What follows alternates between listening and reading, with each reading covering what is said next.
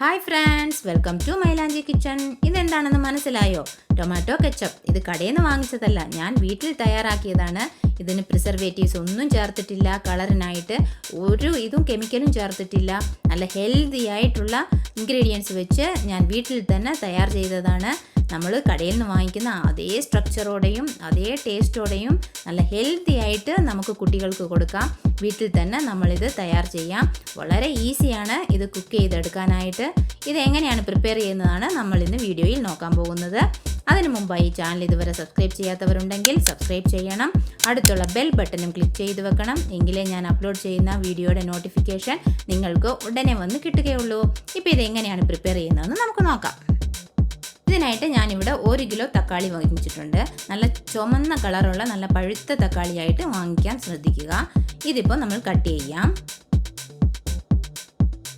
ഇത് രണ്ടായിട്ട് മുറിച്ചിട്ട് ഇതിൻ്റെ ഈ അകത്തുള്ള ഈ വെളുത്ത ഭാഗം ഇങ്ങനെ കട്ട് ചെയ്ത് കളയാം. ഇത് അൺഹെൽത്തിയാണ്, ഇത് നമുക്ക് വേണ്ട. ഇതങ്ങ് മാറ്റിയേക്കാം. ഇത് മാറ്റിയിട്ട് ഇത് 3ആയിട്ടോ അല്ലെങ്കിൽ 4ആയിട്ടോ കട്ട് ചെയ്യാം. നമ്മളിത് വേവിക്കാൻ പോവാണ്, അതുകൊണ്ട് 3ആയിട്ട് 4 പീസായിട്ടോ ഒക്കെ കട്ട് ചെയ്തെടുക്കാം. ഇതുപോലെ ഈ തക്കാളി എല്ലാം ഞാനിപ്പോൾ കട്ട് ചെയ്തെടുക്കാം.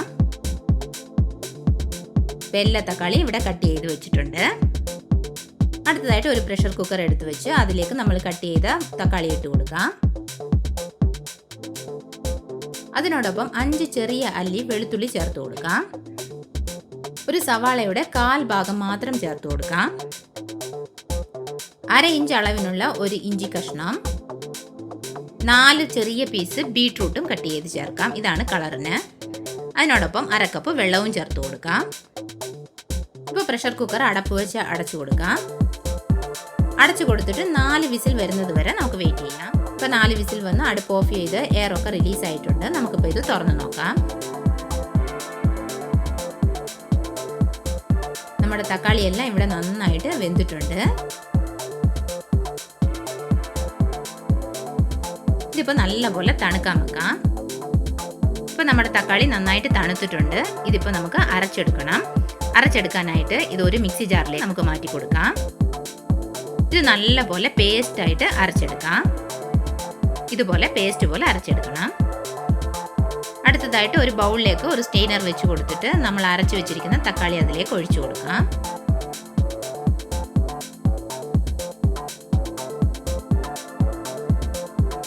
ഒരു സ്പൂൺ വെച്ച് ഇങ്ങനെ ഇളക്കി കൊടുക്കാം. ഇളക്കി കൊടുക്കുമ്പോൾ നമ്മളുടെ ആ തക്കാളിയിലുള്ള ജ്യൂസ് മാത്രം നമുക്ക് കിട്ടും. അതിനകത്തുള്ള അതിൻ്റെ ആ കുരു, അതിൻ്റെ ആ തൊലി, അതൊക്കെ നമുക്ക് വേർതിരിഞ്ഞ് കിട്ടും.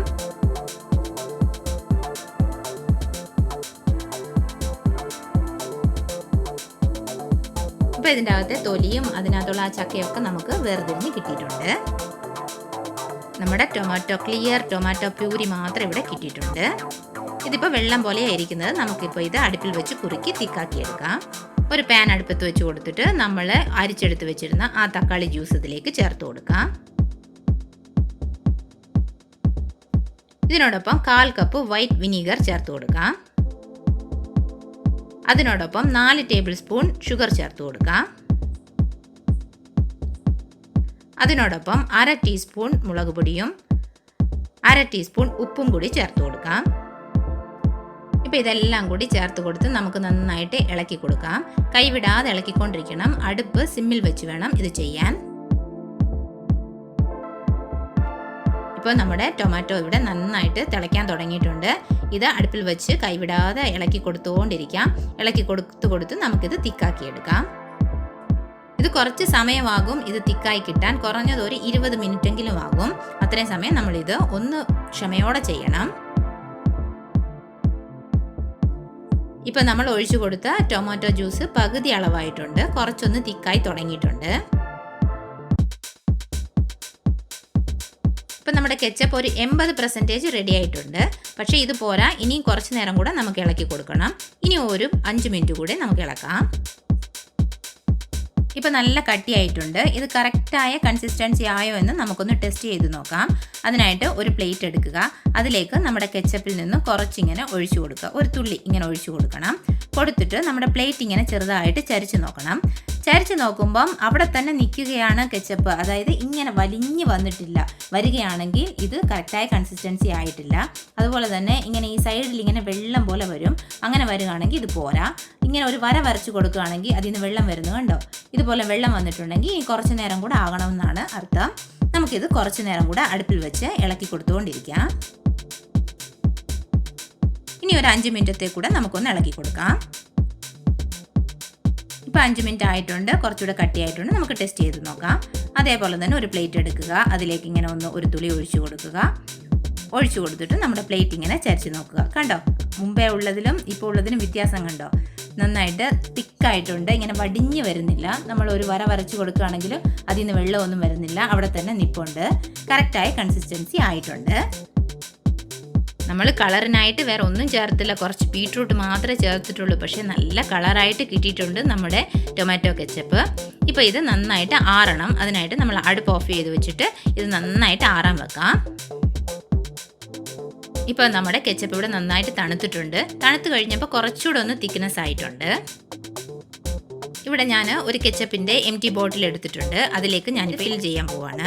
ഇതുപോലെ ഒരു ഫണൽ വെച്ച് കൊടുത്തിട്ട് നമ്മൾ അതിലേക്ക് ഇങ്ങനെ ഒഴിച്ചു കൊടുക്കാം.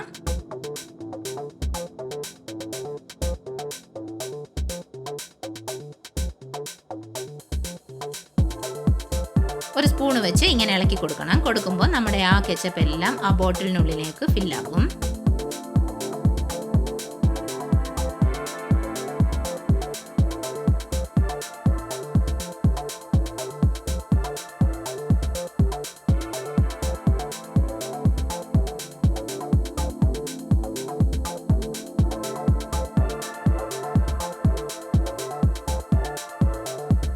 ഇപ്പോൾ കെച്ചപ്പ് ഫുള്ളായിട്ട് നമ്മുടെ ബോട്ടിലേക്ക് നമ്മൾ അടച്ചു കഴിഞ്ഞു.